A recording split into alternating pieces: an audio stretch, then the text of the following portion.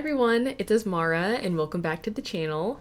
So today's video is a little bit different. I'm taking some excerpts from my Life is Strange Let's Play and repurposing them into this video that you're watching right here. If you're familiar with the Life is Strange game, there's a particular character I wanted to look at a little bit step further, Kate Marsh. The first game covers topics related to self-unaliving.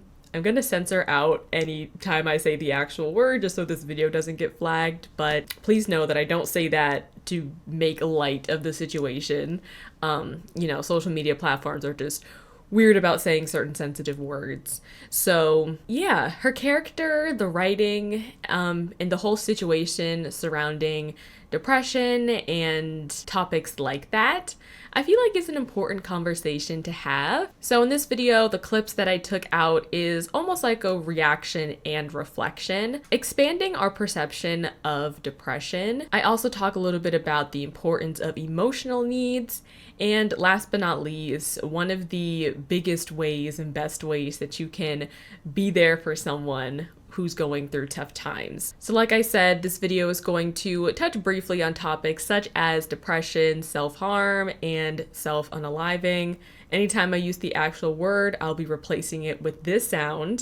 But of course, if this topic is sensitive for you, please take note of that, take care of yourself, and opt out of this video if this might not be the best thing to watch right now. I don't explain anything graphic or go super in detail, but if the topic is sensitive for you, I want you guys to take care of yourselves. So let's roll the clips. I didn't think she was that messed up. Not Victoria taking pictures. Not y'all taking videos. A little bit of incontinuity with some of the dialogue choices there, but I'm glad we got to be there for Kate. I'm sorry. Sorry. Look at us saving lives. There's a couple of points I did want to say, because as I was preparing this live stream, for those of you, if it hasn't already been obvious yet, I've already played this game before, so I knew that this scene was upcoming. But definitely when I first played this game, I think for myself and a lot of people, the scene was definitely very shocking. And definitely something that not a lot of video games tackle, mental health and stuff like that. And I actually saw this, it wasn't a tweet, but it was on Threads. And I thought that this was interesting and also very profound. I thought it was also interesting that it kind of came up on my feed around the time that we were playing this game. But this person writes, depression doesn't always show up as someone crying. Sometimes them not cleaning up their environment, disconnecting from family and friends, not wanting to get out of bed, or constantly reflecting on sad moments. This is why I've been super intentional about checking on my friends and spending more time with them. You never know what people are going through. And so I thought that was very true. I think we have a limited view of depression and what struggling with mental health looks like. And the reality is that it does not show up the same for everyone. And it is so much more than just being sad. I don't know if anybody else has heard a sentiment similar to this, but I've heard some people who haven't been through a tough mental space like deep depression or anything like that. I think people who haven't been there don't really understand the magnitude of, it's not necessarily like you can just flip a switch and just be happy. I think some people have this ignorant take that struggling with mental health is like a choice. And obviously, our minds are very powerful and the things we think impact also our realities to an extent. But there's another analogy I did here that's like, how did they word this? The analogy was like depression is like being strapped to a chair and being told to stand up. There's obviously people who are going through tough times want to be happy, but it's a little bit more of a complex experience than just being happy. People just need to give people more grace and be more understanding when people are going through tough times. And there's one other thing I did want to share as I was thinking about this is there's a social science researcher I love. Her name is Brene Brown. I have her book back here. One of her many books. But this is Atlas of the Heart. And in this book, she defines, I think it's 87 human emotions. And it's really honestly an eye-opening read and a really great resource about just her work basically revolves around the science of human connection. And so this book that breaks down human emotions, I think is just really great and insightful about how we can connect better as humans, understand ourselves and also the world around us and how we relate to others. Literally the heading is mapping meaningful connection in the language of human experience. But anyways, I brought this up to tell you guys about that there's a series on Max that accompanies the book. So it's by the same name, Atlas of the Heart. So if you have HBO Max, or it's called Max now, definitely recommend you check out Atlas of the Heart. And in the last episode of the series, it's all about compassion and emotions about human connection. And there's a couple things that she said that I thought was really insightful. And I want to read some of my just highlights. So some of my notes that I wrote, this is in episode 5, is compassion requires us to move towards what scares us. And what I thought was most significant is compassion is learning how to sit with others in the dark, knowing that it'll be okay. Compassion is not the relationship between the healed and the suffering, but a compassion occurs between two equals. So it's not about looking down at people who are suffering as if oh, poor you. Compassion is not pity. Compassion is not about trying to point out the silver the silver lining, or she uses this great analogy about turning on the lights. I think as humans we're really quick to want to see the positives or trying to make sad things more positive. But honestly, the most human thing in the way that you can connect the people to the most is being able to sit with people in dark times, not try to make it better, not trying to necessarily reframe what they're going through, but being able to sit with them in their struggle, be a listening ear, and be a comfort to them, knowing that it'll be okay.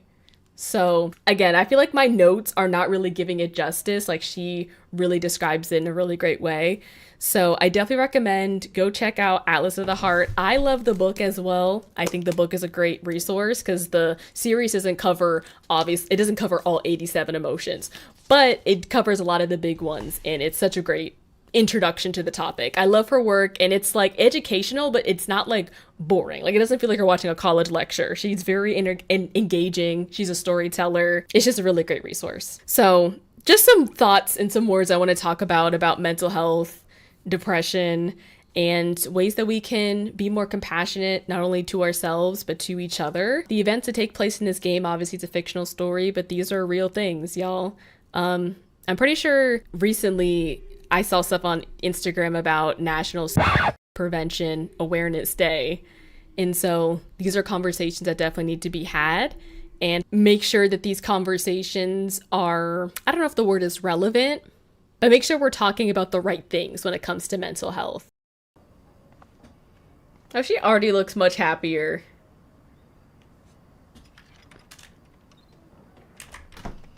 Max, Kate. I thought I'd never see you again. I feel so ridiculous. I'm so sorry. Kate, Don't listen to me. apologize. You have nothing to be sorry about. Other people do. You made me realize I wasn't alone. Thank you. Kate. This is something I wanted to say. So I know when the last time we saw Kate, I kind of went on a soapbox about, some thoughts I also wanted to share about, depression and mental health. And I feel like some misconceptions I feel like people have about it, or ways people can be more helpful. But simple things like that, showing up, showing that you care, really can go a long way. I know this is video games, but this also, there's a lot of parallels you can draw to real life as well. And something else I thought about after, Kate almost took her own life is also the idea that like like having privilege and being depressed are not like mutually exclusive. Like I think sometimes, even though mental health is much more normalized nowadays than it's ever been, I do think there is still some like misconceptions or not helpful takes I feel like some people still have. And I think there's an idea among some people, a subset of people, that think just because you have things, like you can look at Kate, for example, you know, she's going to a prestigious school, her parents, which means her parents probably come from money. She obviously has, you know, a good background and what some might consider a good family. That doesn't mean that you are now exempt from experiencing mental health struggles like depression. So that's something I guess I just wanted to bring up because I think that's really important. Like sometimes people be thinking just because you have things, that does not necessarily mean you have joy. Like those intangible things like love, joy, belonging, those are not things that money can buy. Yes, money does solve money problems, so I'm not going to say that money does not solve problems, but money does not solve like human self-fulfillment problems, if that makes sense. There is, if you guys are familiar with Maslow's hierarchy of needs, the bottom rung is physiological needs, so things like hunger, food, safety, stability, like those types of things. And then the next tier on top of that is love and belonging. I'm pretty sure. Am I getting this right? Let me see. Let me whip out my psychology bag real quick. Oh, here it is. I kind of got it a little wrong. So if I bring you guys over here, so the bottom rung is physiological needs, and then the second rung is safety needs. So personal security, employment, resources, health, and property. And this is what I was kind of saying earlier. Like people think, or some people, not all people, think that if you just have, like if you have financial stability, if you have a roof over your head, that now everything is fine. And maybe I see this more prominently because I guess coming as a Black person, coming from the Black community, sometimes people see like, what do y'all got to be sad about? Like, y'all got food and water. And it's not just the Black community, but other marginalized groups I feel like have similar upbringings or parents that might think this sort of way. But, you know, that there's actually more needs that somebody can have that is not necessarily solved just by money and privilege. So as you can see, the middle one is love and belonging. Then we go to esteem and then self-actualization. So just something I wanted to talk about because, yeah, I definitely think talking about mental health is important. And even though mental health is something that is more normalized now than it's ever been, I do think that there are sometimes people have harmful takes, or ignorant takes is maybe what I should say. Ignorant does not necessarily mean you're unintelligent, it just means you're uninformed. Mental health is not just like a cute, quirky thing, you know. It is real and it's tough. And there's a lot of factors that can play into it. So something else I kind of want to mention briefly, I won't get too extensively into this, but one of the reasons I was kind of pondering this is because once I was talking to somebody and they had said something along the lines that like, being depressed is a choice, which I have a lot of problems with. And I feel like the things I've said today and also in that previous stream, a couple parts ago, kind of already addressed this, but there is difference between having depressed mood and actually major depressive disorder.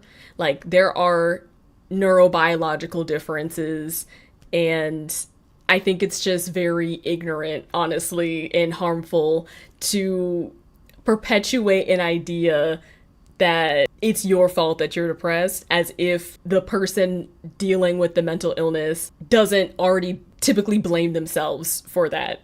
So something else I just wanted to talk about because, girl, some people be saying some types of things where it's like, that's not helpful. I feel like that idea spreads more harm than good. So I think what the person was trying to allude to is that kind of like the idea of, what's the word, like basically how our thoughts impact our beliefs and our beliefs impact our actions. What is that called? Like a self-fulfilling prophecy. I think that's what they were trying to imply. But to blame the people that are depressed, the reason that they're depressed is because of them, I don't think that is very helpful. And honestly, it's very ignorant because there's a lot of things that can contribute to neurobiological differences, hormone imbalances. Yeah. So a couple things I just wanted to say. Anyways, thank you for coming to my TED Talk. Let's go back to talking to Kate. So I know this video covers a little bit of heavy subject matter, but like I said in the intro, I definitely think having open and honest conversations about mental health is important. I think to destigmatize mental health, that first starts with us having these sort of conversations. And so I just wanted to bring these clips from my Life is Strange live stream over to a video so we can kind of continue the conversation. So feel free to talk to me in the comments. I'd love to hear your thoughts. If any of the topics that I talked about today resonate with you, please share the link with someone you think would benefit from this video. That is one of the best ways, and honestly one of the most underrated ways you can help support small channels, as well as the content that you find most impactful. And if you're watching this video and maybe don't have full context to the Life is Strange game, I will go ahead and link my Let's Play down below so you can get a better understanding of why I'm talking about this and everything surrounding Kate Marsh's character. And if you already watched my first Life is Strange Let's Play, I am playing Double Exposure. The first part is actually already available or will be available in the next couple of days for my channel members. So I've decided to put this up early for both tiers of channel memberships. So if you have $1, you can watch Double Exposure right now or soon. I will leave some mental health resources in the description, so please refer to that if that will be helpful to you. But with that said, my name is Asmara. Thank you so much for watching, and I will see you guys in the next video. Bye, you guys.